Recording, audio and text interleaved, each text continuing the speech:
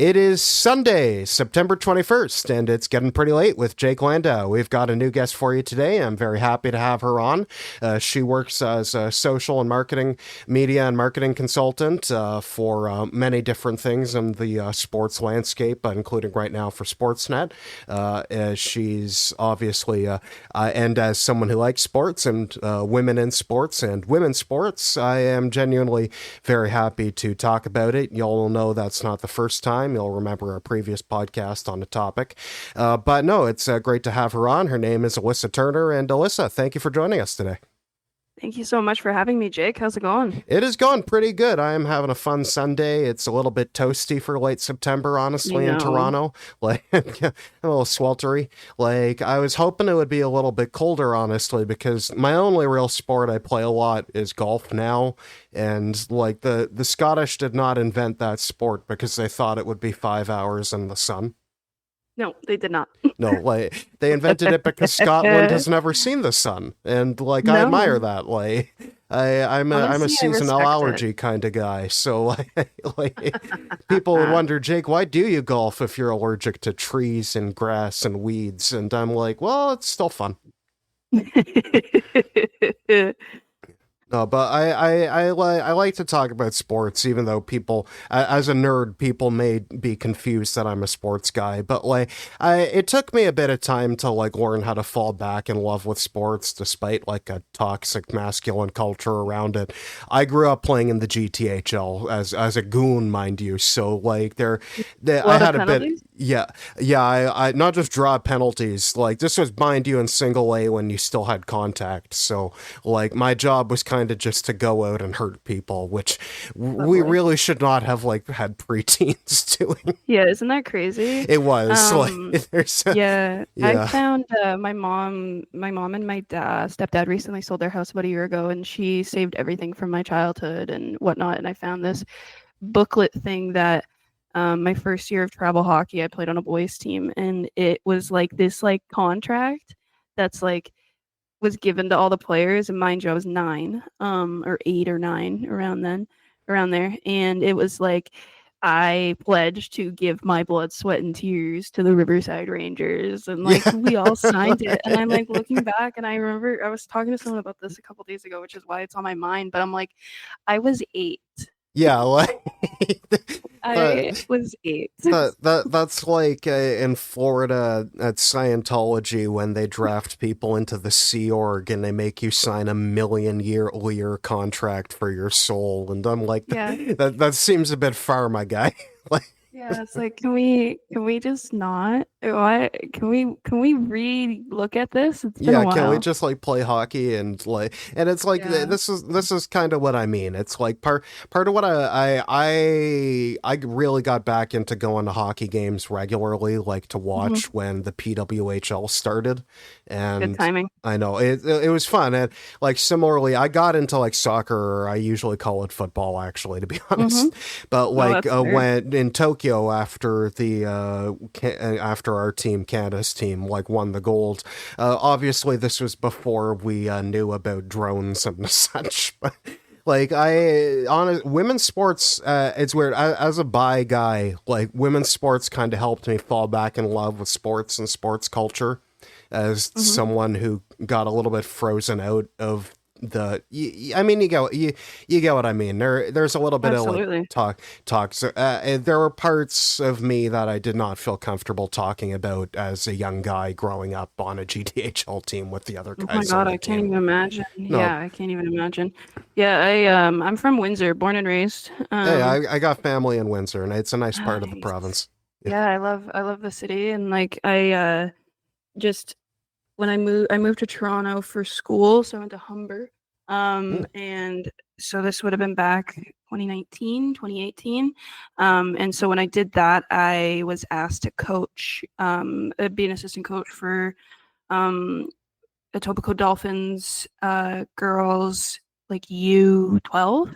mm. And the difference in like the landscape of minor hockey in Toronto and like the GTA compared to Windsor is insane. Like it's obviously similar with, the toxic masculinity and like the the parents who are a little too much, et cetera. But like the magnitude of size. Yeah, I mean, the funny thing is, my dad was the coach, kind of because it's a thankless job that nobody Mhm. wants. Yep. And like, I do pity him in that he was constantly having parents ask, "Why isn't my kid on the first line?" Hmm. And he would have to dance around the fact that they just weren't as good. I'm like, I was his son, and I was like on the third line. Like there was no Yeah. favorites happening here. I was lucky to Exactly. be allowed on the team. Hitting was Yeah. what I could do. Yeah. Exactly. Exactly. I get that. And I mean, to be fair, like I didn't hate the contact at the time. It's like it was like we were young guys. Of course, we all like smacking around each other. It was probably not the worst outlet for that kind of like young aggression as a guy, but also at the same time in single, like you're never getting to the pro league if you're at single A in that day. No.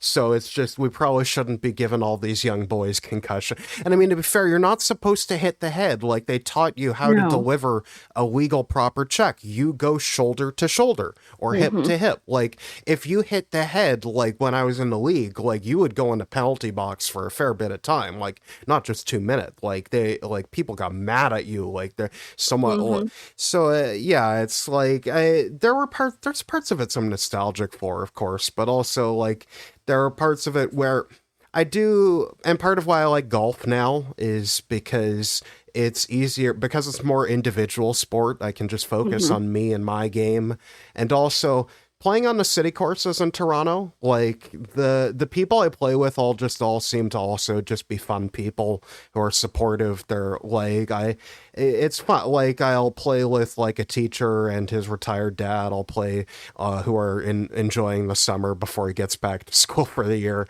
Like I'll Love that. play with like a dad and his son and his mother. It's a lot more like encouraging environment where everyone's like. Uh, and I mean, also there's dimensions to it, of course. Like private clubs for golf are much more unfriendly place, to put it lightly. Yeah, no, I hear you on that. I'm not a big golfer. I do enjoy going golfing, but I just usually a little too busy for it. But when I do go, like I usually go with one of my brothers and just focus on, more like the enjoyment of being around people. And, my brother golfs more than me, so he gives me a little bit of advice and stuff and whatnot. But yeah, I get that. And then you get the private courses, and I just don't go near those Yeah, because they're and it's weird like dress the city codes. And I'm like, I courses in don't know. Toronto are actually good. I've heard that. Yeah, Yeah, I've heard that. Yeah. they've got this one. It's $30 for the green fee. It's an 18-hole par three over in Scarborough. It's literally That right sounds like a beside the dream. subway. So like I literally Oh, walked out of the nice. subway right onto the first tee, and it's like it's great. It's like there are people who are like learning the game there, and it's also like let's be frank, it's on the people I see on the course. There's a lot more diverse crowd playing on these public Mhm. courses, and I like that. I like that it Mhm. makes golf a welcoming sport that people and I mean, also, what I really like about golf is with the handicap system. Like, it doesn't matter Yeah. how good you are, what tees you're playing from, what gender identity you have, what parts you were born with. You can play anybody, and as long as you Mhm. both have a handicap, you can play an equal round on equal terms and have fun Yep. together. I Yep. play golf with trans people a fair bit, and they beat me a fair bit, and they have lower handicaps than I do. And I know that might turn some people's heads, but like I guess reality is confusing for some people. I guess so, eh? Yeah, I know, but yeah, it's like it's things like that that make me fall in love with like sports again and like being able to like we know we're not going to go pro, but it's just about having something you can do with your body and feel active and like about self-improvement. Like it's what sports is supposed to be about. Hmm.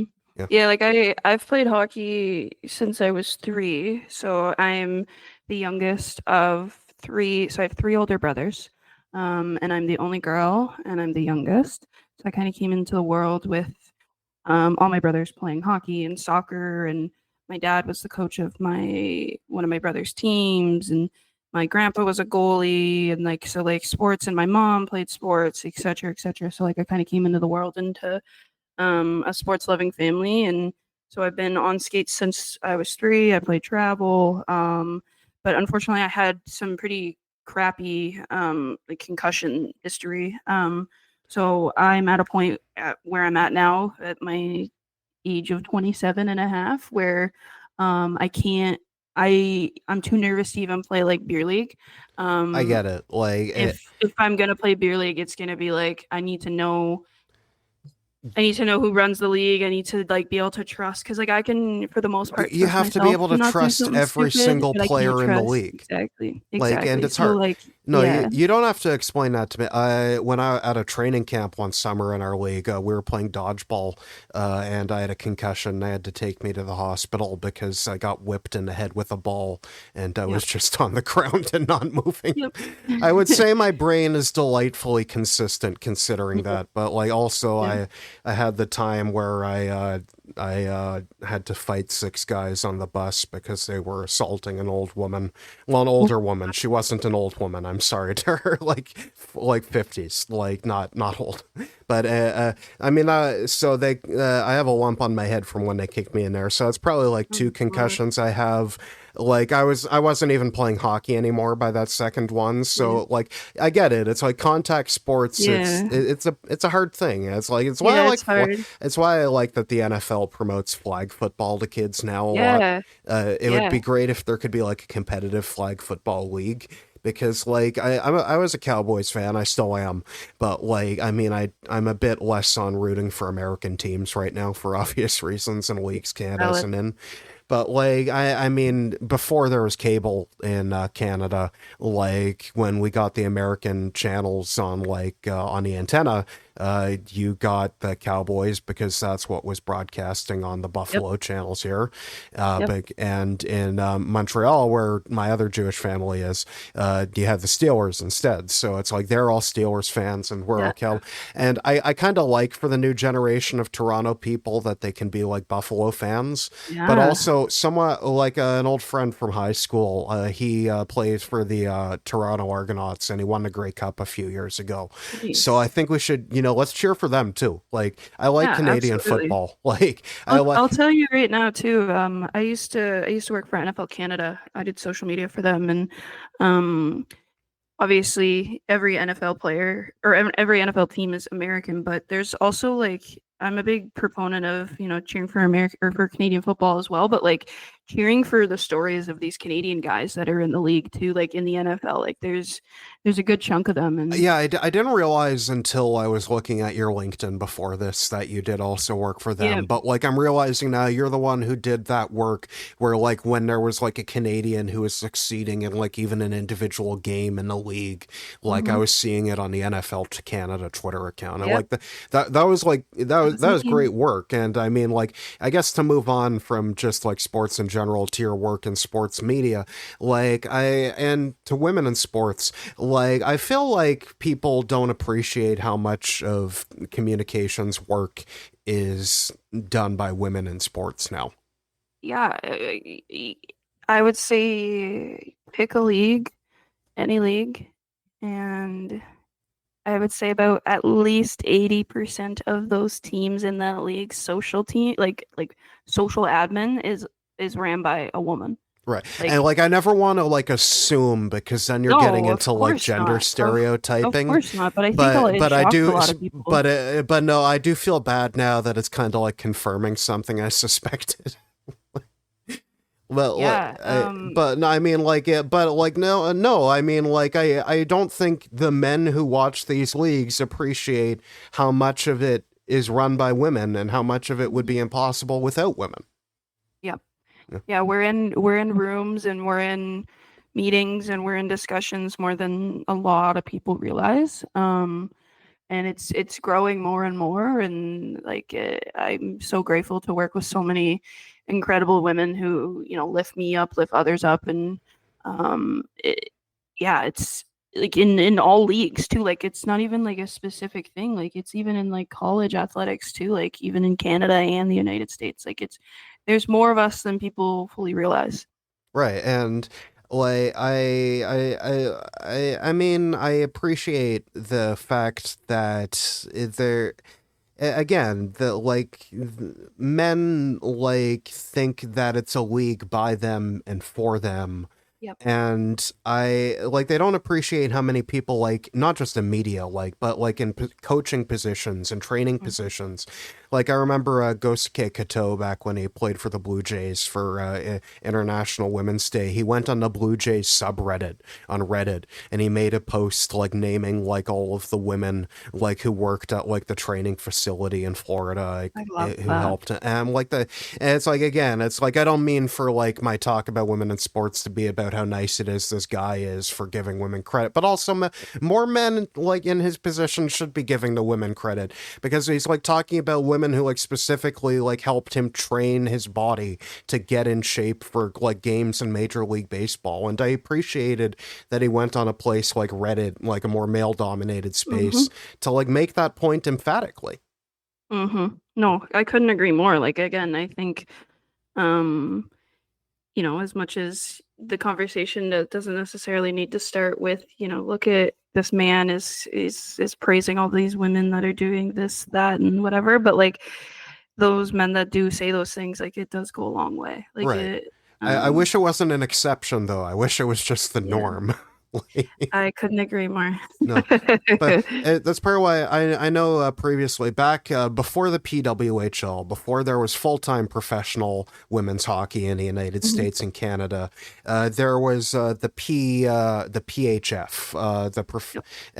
which was a semi professional. So I don't exactly know how the compensation worked, but And I will say in its final years, there were players who were making like upwards of like 80K. So like I would oh say in okay, their final, that's actually yeah, pretty good. yeah, Daryl Watts signed a pretty like historic at the time contract with the Toronto Six, right before they won the final Isabel Cup. Yeah, I would say it was in its final few years at least. It was there was players that weren't making nearly enough, but Right. I And know that's what players like makes it the Daryl. semi professional. Yeah, Yeah. yeah, but in its final year, even like right before they got bought out by the now um PWHL, like there were contracts being handed out like that were between like 60K USD to like 100K USD. So like it towards the end of its time, it was becoming more of what we're seeing right now. But yeah, it I worked in the league when it was the NWHL. So I started back with them in 2019, 2020, right before COVID. Mm. I was an intern in my final year in school at Humber, and I worked, funny enough, for a team in a city in a state I've never been. I'd worked for the Minnesota Whitecaps. I did social media for them. Still have never visited Minnesota. But I ran their socials, and then COVID happened, and I transitioned into running the league socials. So I ran the NWHL Twitter, TikTok, Instagram, Facebook, etc., etc. And then that was also around the time where the league expanded to Canada for the first time. So they were expanding to Toronto. And a fun little story there was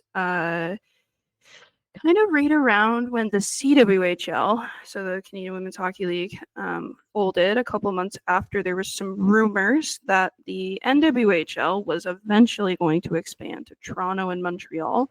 And so me sitting in, I think it was a graphic design class that I took at Humber, I was like, ooh, I'm going to be a little gremlin. And I went and saved at Toronto NWHL on Twitter, Eh, and I held on to it we love domain without squatting.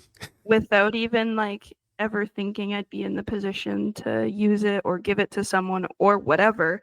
And funny enough how life kind of works, flash forward again, and it's COVID, it's April 2020, and I'm working for the NWHL, and I get word that we're expanding to Toronto and that I get to be the one to create and be the social person for the new Toronto franchise. So, And you get I to tell dusted, them you've already created it. yep, I dusted off that handle, and I was part of the launch day. We had over like 2,000 followers within like 12 hours on day one. And um, it was not the easiest thing I've ever done, developing a brand voice and um uh accounts for a team that we didn't even know when the first game was going to be because it was COVID. um was not easy, but it was one of the most fulfilling things I've ever done. I got to connect with fans and media personalities and the players and everything in between in ways I still haven't really connected with, and I hold that near and dear to my heart.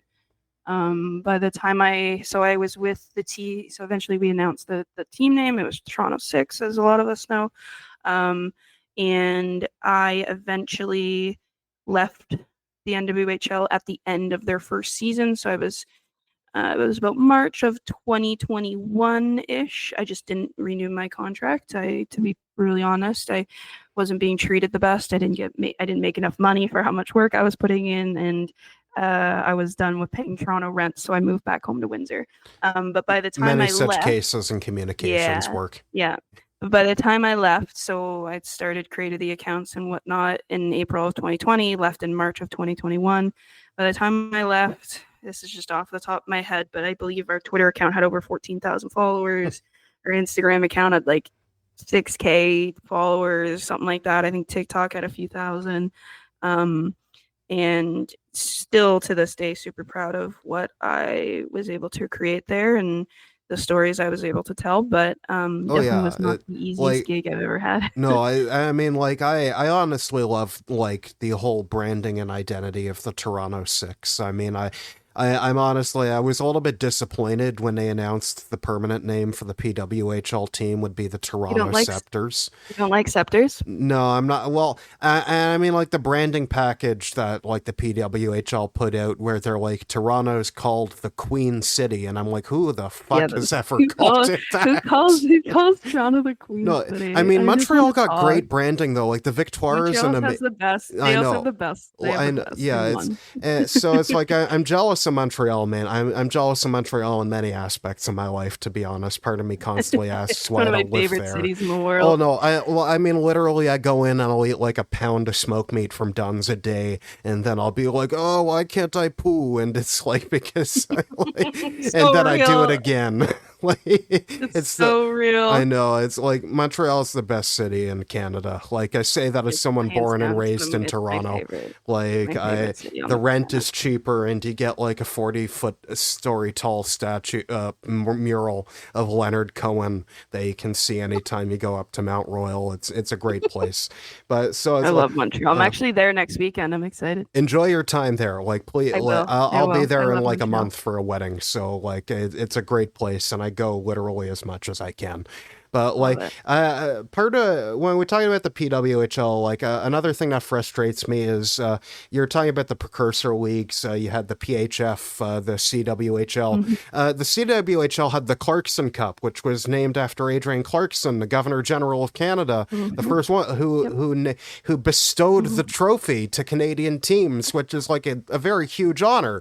And in America, well, with the NWHL and the PHF, you had the Isabel Cup, which was named Mhm. after Lord Stanley's daughter, who was one of the very Yep. first women to play Now, hockey in history. what did the PWHL do, Jake? The PWHL named it the Walter Cup after the financial Perfect. backers of the league because Oh, capitalism I is a love. plague. Yay! I hate it so I much. know. Okay, so Oh it's my not God. just me, Like right? Like, no, and I'll tell you right now, it's not even just the two of us. Like this is a joint hatred and annoyance. wait, should you not Yeah, have the I Clarkson just think Cup it's as quite the thing for the unfortunate. Canadian teams, and the Isabel Cup is the one for the American teams, and then you can have a new I trophy if you see. really want for like the main. Like, there's so much you could do, and this is part of what frustrated me. Was it not a little wasteful of the PWHL to throw away established branding that had positive community like relationships? Yeah, you're just preaching to the choir here, my friend. Well, I do have to Yeah, I ask the think question. It can't just be me ranting to the no, audience. and you're asking, but I'm agreeing and I'm answering, and like just I remember a time where when the CWHL folded, the board at the time was trying to sell the trophies. So like they were trying to sell the Wait, the rights to the the trophy or the physical yeah, trophies? no, dude, they put them up for auction They were and trying to pawn the they were trophies. trying to pawn the trophies, and so it was like the Angela Angela James Cup, which is the MVP, and there was like a whole bunch of other, the CWHL like was around for a long I time, and get like why the the Oscars make you sign the contract that if you want to yeah. sell it, you have to And offer it to them first for a dollar. I will say I think what ended up happening was either people who bought it and then donated it to the Hall of Fame. They're all at the Hall of Fame now. So Okay, like so they'll yeah, like it ended up being fine, but it was like this whole thing and somehow like rich people did the right thing, which they did the doesn't right thing. usually happen. Yeah, they did the right thing. Good job, everyone. Yeah, But and then the Isabel Cup, like that's a great name. And like then you look at the Walter Cup, you're like, that's a really nice trophy. And then someone's like, who's Walter? yeah, And I'm like, don't let's not. Yeah, I think it's a little weird. And yeah. I think it's disappointing. And I don't mind the team branding. I understand, wanting to start from scratch and stuff, but like the CWHL had some great branding. The NWHL had some fantastic branding. You're telling me you look at the Connecticut Whale logo and colors and you don't want that? Yeah, and I mean, if you're saying, and like as it appears, like that the assets were purchased by the They PWHL, were. Yeah, like they so they were. had That's the what happened. rights to legally to Yeah, that's use what it. happened. They bought everything. Yeah, Oh, they bought so everything, but they so didn't. they had the Apparently, rights. they just No, now didn't want to use it. going on an expansion, the PWHL is going expanding into Hmm. Vancouver and Seattle, which I'll be honest, I wasn't expecting. I was expecting A lot. something A like lot of people weren't. I thought it would be like Detroit, and then you had a Quebec City, so they could keep on only using Right? buses to save Those are coming. costs, But yeah, and they then you really could wanted to go still out keep it west. balanced. But it's like, isn't everyone going to have to like fly back and forth now? Is that not going to be like a big like money sink? Yeah, but they have the funds. They Yeah. really wanted to, from my understanding, they really wanted to hit the West market quick. Like they wanted it to be like the I get that. first. I get you might be worried But that another league could pop up there if you yeah, wait too long. But like, is two teams going to be enough in the West? Because like they're going to have to fly no, back and forth no. for every single away game. Yeah, no, I don't think that's the case. I have this gut feeling, and it's not even really like this isn't me reporting. Like this is just like a feeling I've had for a little while, and like sort of things I've heard. But like I do have this weird gut feeling where like the next expansion they announce, like it's gonna be like four teams they're gonna announce. Like it's gonna be Yeah, they maybe need they to don't all come balance it a out at the little. same time, but like I think like you put Detroit, you put a Quebec City, Yeah, and like then I'm like really kind of pissed off for Colorado Detroit and Quebec maybe. City, considering like they have really strong You know, like the here's the thing, takeover I'm from games they Windsor. held in I Quebec City. really Like mhm. what more could Quebec City have done? They have the arena. Like like no Yeah. one cares Yeah. about like compare like they would give the women's team priority pickings over the dates. They would get to bump out the Yep. major junior league. Like like it frustrates me. Like on behalf of le Québécois people, it frustrates me heavily. I like also like I'm assuming growing up in Windsor that you were more of a Red Wings fan than a Leafs fan. Oh, yeah. Ding ding ding. Got Yeah, it. yeah. You Which know, there's no shame I have a for, but bit I I have a hope you bit didn't of a get soft razzed over that too much when you moved to Toronto. I no, here's the thing, I embraced it. I went to a Wings Leafs game once with my brother, and it was a regular season game, and the Red Wings came back from 4-1, and I spent the whole third period telling everyone how much of a better hockey player Dylan Larkin was than Austin Eh. Matthews. Now, mind you, this was a time where I drank and I had a couple beers and I didn't pay for them. My brother did. Shout out to my lawyer brother.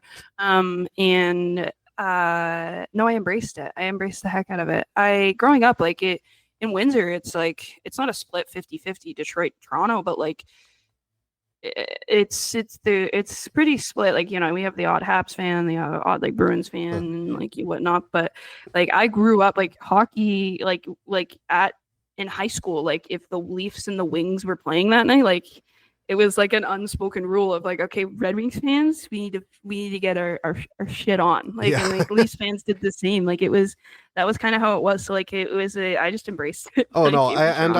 I love that mentality because I mean, whenever I'm with my family Mhm. in Montreal, it's like I talked about getting back into watching men's sports again too. But Mhm. like no, I'll go to like Marley's and Rocket games, or I'll go with my family. But my uncle Bernie, he'll get us tickets. I'll never see the Leafs at home because I'm not going to reward failure. But I'll see the Leafs when they're playing in Montreal because then Montreal gets the money. But like I go there and I'm walking on the street with my cousins and he's wearing his Habs jersey, but I'm wearing my sweater and I got a modern Leaf sweater. I got the Adidas ones in the last year, but I got them blank and then I took them over in Scarborough to the place that did has the on ice cresting license and I got them to Mhm. put Matt Sundin on them. And Oh, good pick, man. Good pick. I'm always the kind of guy I wear retired players because it's harder for their legacy to get screwed up.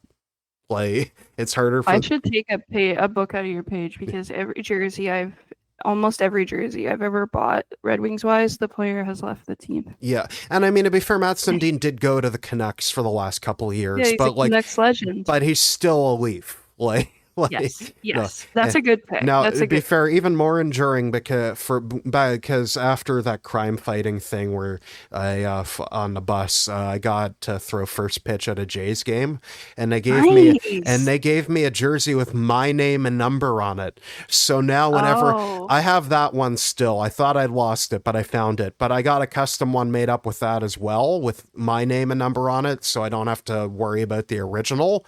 And I wear that to games and I'm that's like, well, dope. they gave it to me. It's my name and Yeah. number. Like, I don't even really wear jerseys like to games. Like if I go to a Wings game, like I have like a hoodie I'll wear that has like it's a really nice hoodie. I'm also like 6-0 in it, so but I every jersey except for my Larkin one right now, the player either got traded or like signed a different with a different team, and like the players themselves, like nothing bad is like they haven't done anything stupid or anything where I'm like I'm not a fan of them, but like they just don't play in Detroit yeah, it's anymore, and I just like yeah, for footy, like for my Canada national team kid, I don't have any man. I have Christine Sinclair.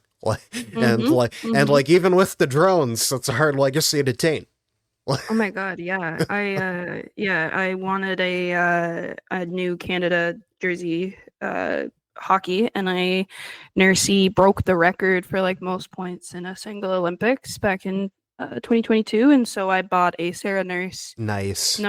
number 20 white Canada jersey, and I, like I it's like I don't have any perfect. NSL kits yet. I haven't been able to get to any Northern Super League I gotta games get to a today. game too. Unfortunately, I've been like too poor to actually afford to go out and do It's anything other than play so real sports of you. myself. It's so real. But it's like I do want to go and see like before the end of the season. I won't be able to get a kit unfortunately this year, but I'll wear my Sinclair kit. I'm sure Here people will you be go. fine with that Oh one. my God, yeah, that's No, they're perfect. like, oh, that's only a Team Canada one. You're not a big enough fan. uh, No, I I think you're set there. yeah. But yeah, it's like there's expansion too in like prospects for that league, which is nice. There, we're gonna finally get a WNBA team in Toronto because So Larry exciting. Tannenbaum got so fucking tired of Bell and Rogers delaying on it that he just bought Hmm. his own without MLSC. Hmm. And but so no, it's like I'm excited about how far women's sports have come. Me I as well, yeah. it but yeah, I mean there's so much more to say on that. I mean we lived through decades where people were like, "Oh, nobody wants to watch women play," and now it'll be like the top rated event on Hmm. television for a night. It's Yeah, nice. shout out to the Canadian women's rugby team. They just won the semifinals against New Zealand. They're Yeah, number 2 in the country right now, and right. Like they they're got there who are they about to with I don't follow crowdfunding. rugby much, but who are they about to play in the finals in New I Zealand? think England. Ooh, No, they fun. beat New Zealand, I know, so but like it's the finals are in New Zealand though, or as oh well. yes, I Yeah, think it's in New yeah, Zealand. Sorry, yeah. But yeah, they got there on crowdfunding, and it's not even just a women's rugby issue; it's a rugby in Canada issue. yeah. Like, there's just, If you're not one of the big um, four sports, it's hard to get money. yeah, but they're good, man. Like, Oh, I watched that game the other day. that's a really talented team. Like it's Well, then in that case, before we go into our break before our second half of the podcast, are there any other women athletes or sports teams that you'd like to shout out right now? women's rugby for sure. Um, hmm, I am gonna say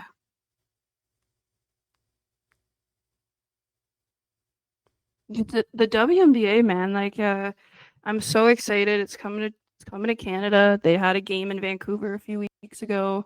Um, like just the talent in that league. Like Asia Wilson just won her fourth MVP this morning. Like she's the first player in WNBA history to win four. Um, just I feel like each game I watch, like I'm I'm just very excited entertained. for the WNBA team in Toronto too. Just Yeah, tempo, it's gonna be so good. Like, it's gonna be the city's gonna be and alive for that Tempo's team. such a great name for it. It's a really good It's name. like I like I the was logo a complaining lot. about the Scepters as a name, but like God, is the Tempo such an awesome It's name really for a good. It's basketball strong. team? It's Like really, really no, strong. it's like Yeah. literally that you say Tempo and you literally hear the rhythm of the dribble. Yep. Yep. Yep. No, 100%. yeah, Yeah, I couldn't agree more. no. So, yeah, shout out to the WNBA. Um, I think it's a league that's got a lot of things it needs to work on, but excited for Canada to get a team because I know that we're all just gonna fall in love with the sport even more. I know I'll go into debt to be there. Yeah, me too. I'll see you there. Yeah. Folks, don't go anywhere. We'll be right back after the break with our guest, Alyssa Turner, and our 3 headline topics of the week. Today's episode of It's Getting Pretty Late with Jake Landau is brought to you by me. Folks, all of my work is available for free with no paywall at jakelandau.ca. But in order to keep writing and recording, I need money because money is what makes this show go round. So, if you enjoy my content or find it informative, please consider a paid subscription at jakelandau.ca/subscribe. And please leave a 5-star rating on the show in your favorite podcast app, be it Apple, Spotify, or a secret third thing. Thank you, and enjoy the show.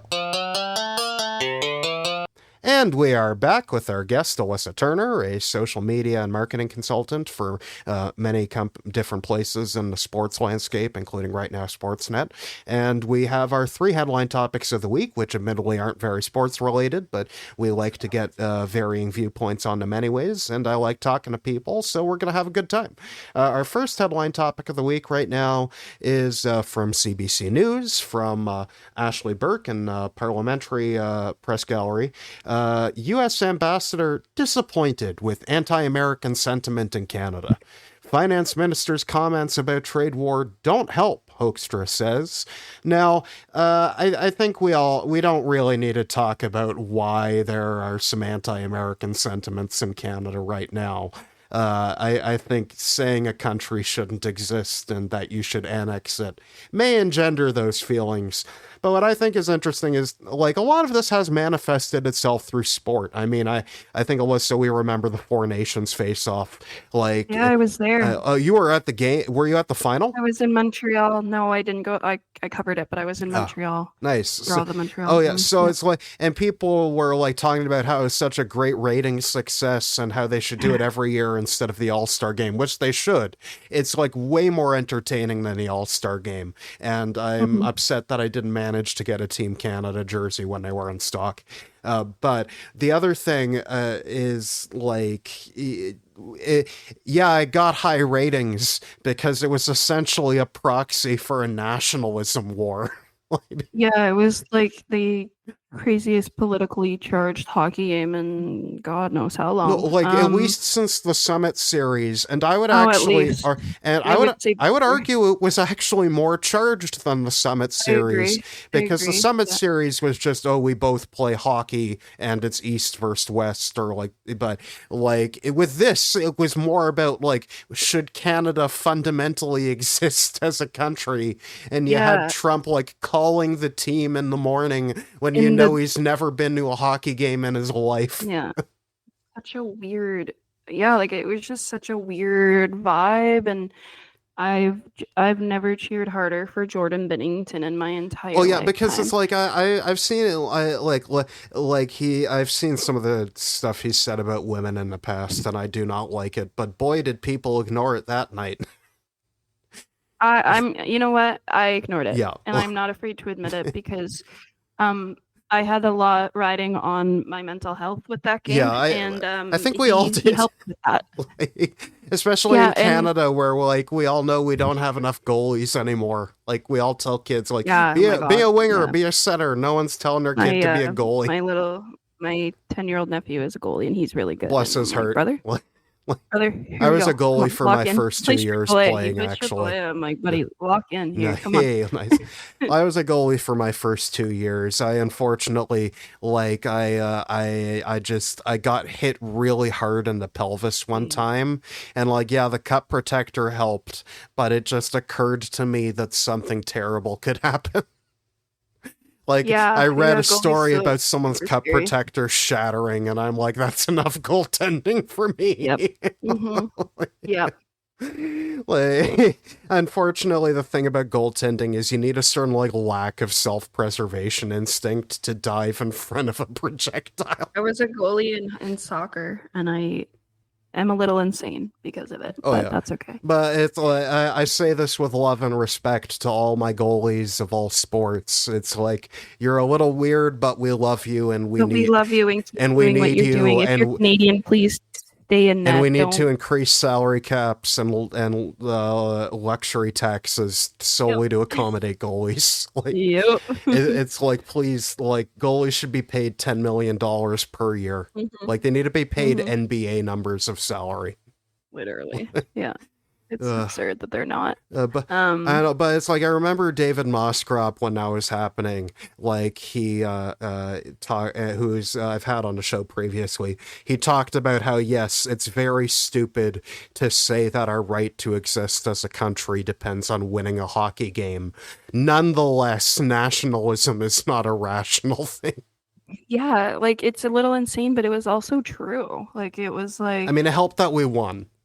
oh my God, don't even get me started. If we didn't win, If oh we my God, didn't it would, win, there might be I would, troops across the border oh my right God, I now. don't like I'm so glad we didn't see that happen because like I can't even, Well, I don't I know if I remember can in the picture what it round looks like. robin where we lost, it didn't even eliminate us, but we lost that game to them. And I was literally screaming on Twitter. Like, Yeah. I was like, this is a national disgrace. It's an embarrassment as a Yeah. nation. Yeah. And like, I became like a cult member. Yeah.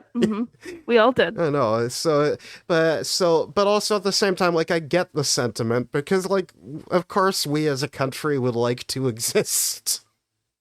Yeah, like there's something really special about being Canadian, and like to even threaten to take that away from us is absurd to me because it's like we're all like it's And we don't something you like can't really define describe. ourselves solely in opposition to the United No. States. I mean, of course, like there are many contrasts we draw in our daily life, but it's hard not to. I mean, in Mhm. America, like, I mean, you work in sports media, journalistic profession. I work in a different area of journalistic work.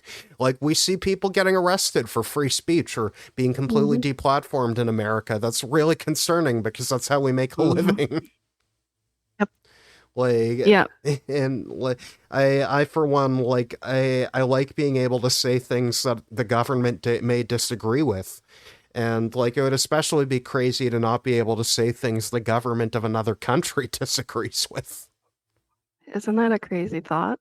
Well, but yeah, like that's the thing. It's like they really do just see us as their little brother, don't they? Like they Mhm. like it's they see like our independence as like a temporary thing that like to be accommodated, like a child refusing to eat their vegetable. Like Yep. I got in an argument today on Twitter with someone, and this is on a different topic, but it was this American guy, and for context, what he does is he translates Japanese manga and novels that don't actually get officially released, so it's probably technically piracy, but they're not releasing it Mm. anyways, so I don't care. But anyways, he was talking about a movie that the franchise he does this stuff on. Like it was a Japanese American Canadian co-production. Like there were some Japanese creatives, there was some special effects work done in America, but it was filmed in British Columbia with a Canadian director, with a Canadian cast, with Canadian production crew. And like he was going on Twitter about how it's not a Canadian movie and how people who think that are wrong and those things don't make it Canadian. And I'm like, okay, then don't fucking come here to make movies. Yeah, Like, film here. yeah, Go somewhere else. it's like we're not just a place like to get tax credits from. It's like Hmm. if like, and we're not claiming that Japan and America didn't help make it too, but we're like it No, of very course not. obviously was a co-production involving Canada, and it's not like it's not egotistical to say, hey, we helped do that. Yep. Like, so it's No, just and that it's just stuff. valid. Yeah. Like it's just facts. Like is what it is. No, Like it's literally just pure facts. yeah, and it's like I told this guy, it's like I appreciate the translation work you do because like he also like translates a lot of interviews from Japanese magazines in the 80s and 90s, which are useful. Like we both like the same like franchise, like it provides a lot of context and understanding. Like I don't begrudge him, but like I do begrudge the fact that like he's demeaning my country like because he doesn't want to admit that America doesn't do everything by itself and that when America involves Canada in something, it's now Canadian too. Mm-hmm. Yeah. No, I couldn't agree more. Yeah, Yeah. but yeah, it's like I guess in closing on this topic, if the ambassador Pete Hoekstra wonders why there's so many anti-American sentiments right now, like, and he called elbows up an anti, like, which you know another hockey saying, for like, not that I ever put elbows up when I was checking into anybody, that would be wrong, but like, No, of you know, course. God, but me but neither. it's like have they considered just being respectful and like you know the relationship we used to have where like we just talked about things and we were able to visit each other without having our phones checked for whether we have the wrong meme of JD Vance. It's so real. I, like, and it's like on the one Uh, like JD Vance will go on Twitter and he'll be like, I can laugh at myself. I think this is funny. And then people will be like the Norwegian guy will be like detained. Like I'm like so funny. God, like yeah, I know, and yeah, it is funny, but on the other hand, I do feel bad. Like apparently, there's like a couple hundred Canadians who are being held right now in like ice camps, and like no one's saying anything about that. And Yeah, I'm it's like, have you terrifying. considered maybe that's why there's some anti-American sentiment? Like, It's like oh, like Bobby and Sally take their kids to Disney World, and suddenly they're in alligator Alcatraz. yeah, like no shit, we're upset Like and we're like, afraid. passionate. Yeah, we're terrified. Like I live in a border city and like I used to cross way more, but like it's no, terrifying. I Like get it's like when I would visit family in like Windsor, of course we'd be going into Detroit a lot. I go hmm I like we go to baseball games, like we'd go to football games. hmm Like I just a couple years ago I saw me and my dad saw the Cowboys play the Lions there. And it was a funny game because most of the Lions fans left close to the end because the Cowboys were winning and the Cowboys fans stayed, which means we were the only ones to watch the Lions come back. I Amazing, as know they should. it was very Yeah, funny. Like, some of my best friends are in Detroit too, and like they're obviously not the biggest fans of what's going on in their country, and like it just sucks. Like there's so many Americans who understand it, but there's also just too many people in too high of power that don't get it. I do feel bad, especially for like Windsor and Detroit, because like a couple decades ago, especially before 9/11, like you just went over. Like Hmm. Hmm. Crazy. you went over to work and then you came back in the after the end of the day. Yep. Like there was like a genuine point in history where it felt like Windsor and Detroit could be like an international city. Yeah. And we're so far 100%. from that now. And like I feel bad Yep. because it's like it's Windsor and Detroit, like these people who, you know, largely oppose Yep. this, who are the Yep. ones who are being Well, mainly punished the for it. cities are very the cities are very similar too, like same kind of Oh, vibe, yeah. you know, like the automotive industry is pretty big in both, Yeah. and Although, like, interior design and I will mock Windsor for this and praise Detroit for this. Detroit is way better public transit now than Windsor oh does. my God, don't even get me started on Windsor's public transit. I could talk about that for an I hour. know, but it's Joke. like it's also really funny that Detroit is still running the trains that Toronto had to shut down the other year. Yeah, Like, yeah, I'm like, if Detroit's beating you on public transit, something is very wrong.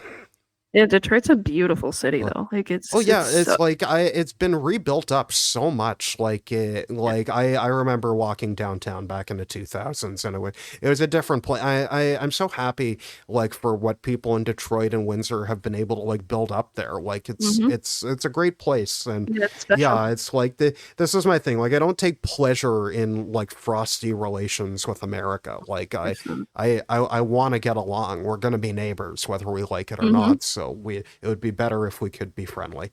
But yeah, Absolutely. yeah, fun and non-depressing topics on It's Getting Pretty Late with Jake Lindell.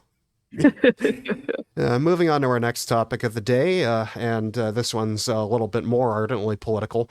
From Ethan Lang, also at CBC News in the province of Ontario, Marit Stiles holds on to the Ontario NDP leadership and says changes are needed to defeat Doug Ford.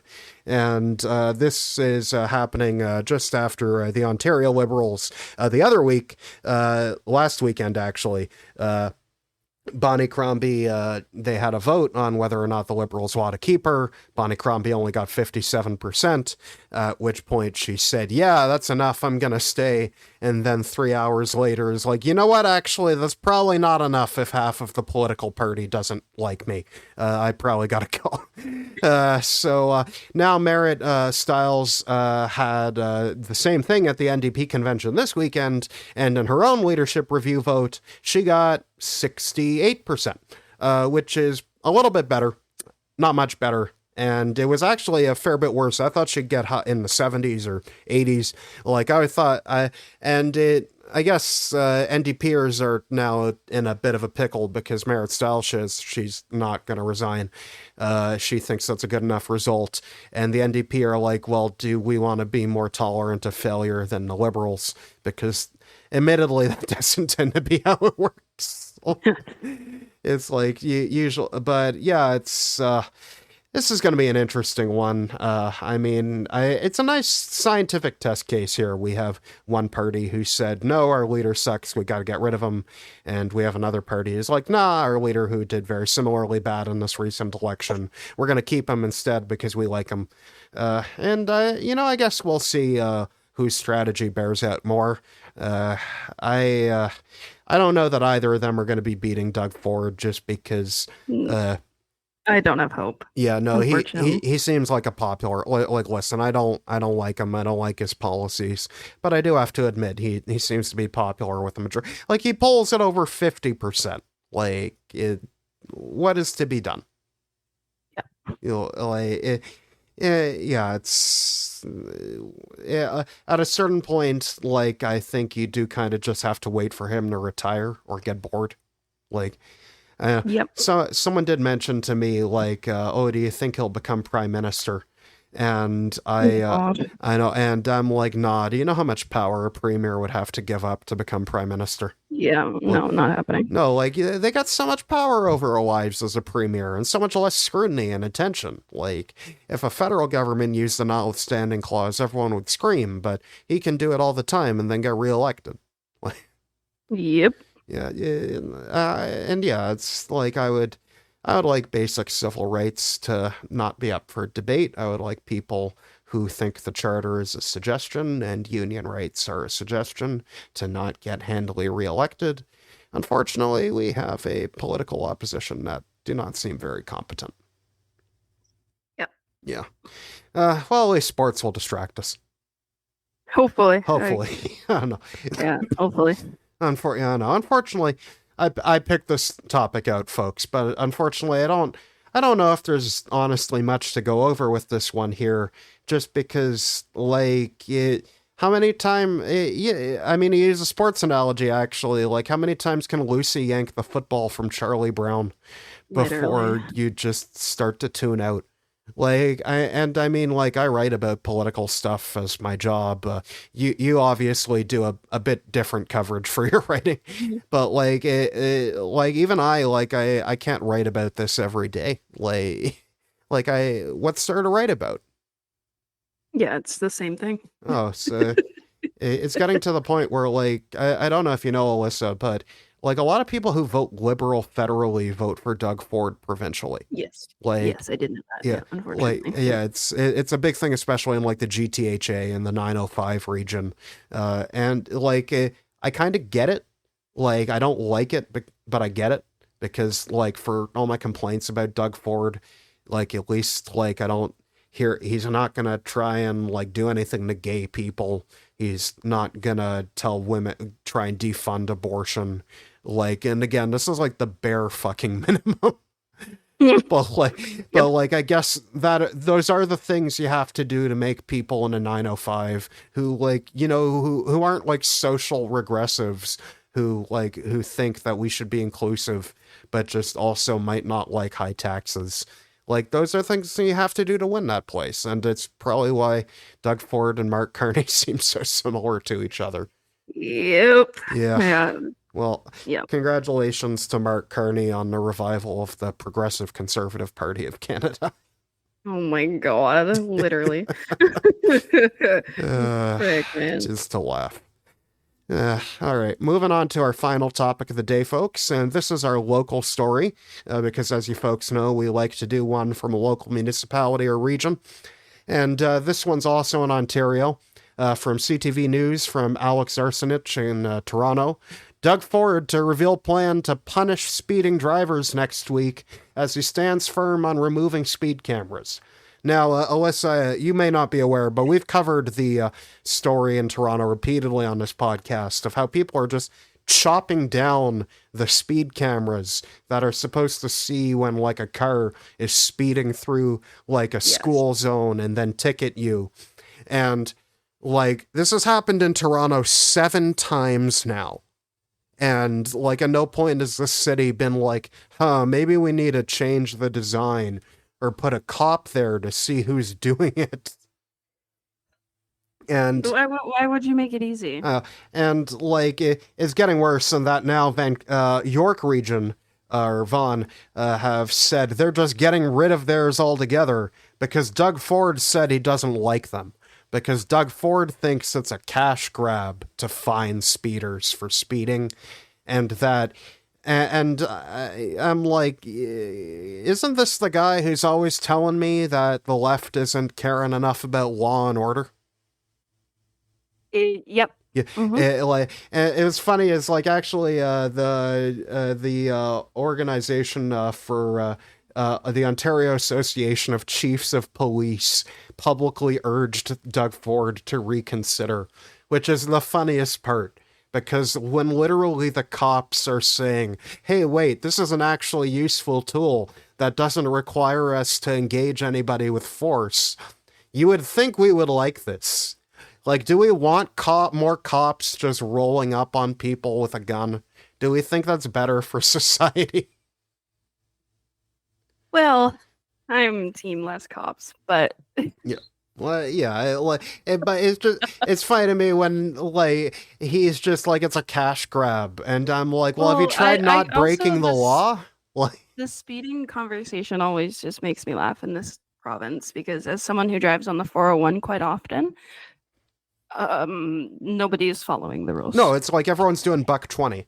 Like, At least that's the limit. If you're well, going actually, when it over, was like 100, it was buck 20. But now that there's segments that are 110, like they're going like buck 30, buck 40, it's and like terrifying. I And then was the one. moment I accidentally get a bit of a lead foot and I go like 129, I'm the one who gets pulled over. But no, Buddy and his And mind you, I black don't actually mind having Chargers. like a higher speed limit on like the 400 series, like Yeah, because yeah, yeah, there's no yeah. But like, pedestrians there, and I mean no, like I agree. I agree. I Germany just with think like it's the autobahn, funny. but it's like for residential streets where we're cranked it down from 50 to 40, and where even 40 is much more lethal when a car hits somebody compared to 30. Yep. Like, and now to be fair, Doug Ford is saying that he's going to if they really want to slow people down, I'll show them how to slow people down, and started talking about turnabout, roundabouts, speed bumps. And I'm like, listen, Doug, if you want to pay for those, I won't complain. But you're not paying for those, and we all know you're not paying for those. Like, well, I mean, no, maybe I'm wrong. Alyssa, do you believe that Doug Ford is going to make a major public infrastructure investment? God, no. No. I mean, to be fair, credit where credit's due. He wants to build a highway, and he is building the downtown relief line. I don't know how Doug Ford, of all people, is the one building the downtown relief line in Toronto. Like, I'm not upset, but it's a very unusual surprise. Yeah, it's just weird. Yeah, but that, I mean, yeah, and I mean, like, that actually, my perspective, I don't drive. I got a G1 when I was a teenager. I let it expire. I knew how to drive. I took lessons. I just really hated it. And I live beside a subway station in Toronto, so I'm not driving anywhere. Like, no, if I lived in Toronto, I definitely wouldn't drive. No, like a year or two ago, I actually went into Service Ontario, and I just got one of those Ontario photo IDs, like the purple ones with the notch. Yeah, the purple one. Yeah, so like I just did that because I'm like, I know I'm never gonna try and drive again in my life because I don't. You know what I drive, Alyssa? I drive golf carts. Like, yeah, that's my driving. That's my driving existence. I love a golf cart. Like, I like a vehicle that goes a maximum 15 kilometers an hour. Like, it's so much easier. Yeah, again, like if I lived in Toronto and I'm right near a subway station, I probably wouldn't. And this is what I want for people. It's like if Doug Ford wants to get speeders off the road and make the roads safe, build more subways like the Ontario line. Like, don't take away like a mean to automatic. And they're also there's my complaint. People are like, well, they ticket people even when it's not school or working hours. And I'm like, if someone's walking on the street, on the sidewalk at midnight, do they not deserve to live as much because they're a night owl? What's the difference? That's so goofy. No, but I mean, literally, like, as a freelance writer, I mean, because I essentially set my own hours. Like, I wake up an hour or two after 9 a.m. just because that's my biological clock. And I go to bed a bit later in the night, too. Does that mean I don't have as much right to not be rammed by a car on the street and killed? Yeah, literally. Like, what? No, it frustrates me. Like, I assume it frustrates I don't blame you too. Like, it does. Yeah, it does. And like, I don't live in the city anymore, but I'm there like every month or so, and like, it drives me nuts when I'm there. Oh, but like, I'm just, I just hate that he's like calling the speed cameras nothing but a cash grab. And I'm like, personally, I'm okay fining people who do dangerous things on the road. And if we can use that if we can use the actions of dangerous idiots to balance the government's budget, I think that's great for everybody. We should do that. We punish bad people who are doing something that could hurt innocent kids. And we get to fund more government services. Sounds great. This sounds like a great time. Let's do it. No, like, I'm down. No, yeah, I will. I will invest now. Like, I will buy all of your stock. I will put all my stock. Yeah, exactly. Well, where do I sign? It's funny is like Olivia Chow even explicitly says in this piece, some of that money goes to victim services to help victims of crime. And I'm like, sorry, Olivia Chow, but your facts don't really matter to conservative feelings. No. God, I just, people don't understand that driving is not a right. It is a privilege. Like, bicycling is a right. Walking is a right. Taking the bus is a right. But like operating like a several thousand metric ton motor vehicle is not a right. Like, it's dangerous. There's a reason you need a license for it. And I would be pretty confident saying the Supreme Court of Canada would not uphold a right to drive a car on public roads. That's actually the other thing. If you want to drive your car on private roads, you can actually do whatever you want. You don't even have to have a license or be 16 years old. But like, public roads are funded with public tax dollars. So that means the public gets to say what we do with them. Yep. Well, hopefully, I will not be reporting on this story another time to talk about even stupider ways that we're helping speeders ram into more people and splatter them into paste. Uh, Not a very optimistic show we have here, Alyssa. But No, I had a good time, no, man. I mean, thank you so much for joining the show, though. I mean, I appreciate you. the tagline we do say is all the things that make me exhausted and sad. So I guess we were accurate. But There we go. I did very much like our first half and our second half here. But like, women's sports are a thing I do feel optimistic about. It's Me too. nice to have that one thing that's actually going well, isn't it? Yep. Yep. No, but Alyssa, thank you so much for joining the show today. It has been an absolute pleasure, and hopefully we might have you on again soon. Yes, please. I'm always down. Awesome, possum. Thanks so much. Jake. Thank you. Alyssa Turner, social media and marketing consultant for Sportsnet and many other places in sports media. And that'll do it for this week's episode. Thanks once again to Alyssa Turner for joining the program. Next week, we will be back on our normal politics beat with a normal political guest. As always, a surprise, so no spoilers, but they're a repeat guest. We've had them on before, and you'll probably find it an informative conversation, so make sure you tune in. See you next week, folks. Have a good night. This is the end of the show. Bye.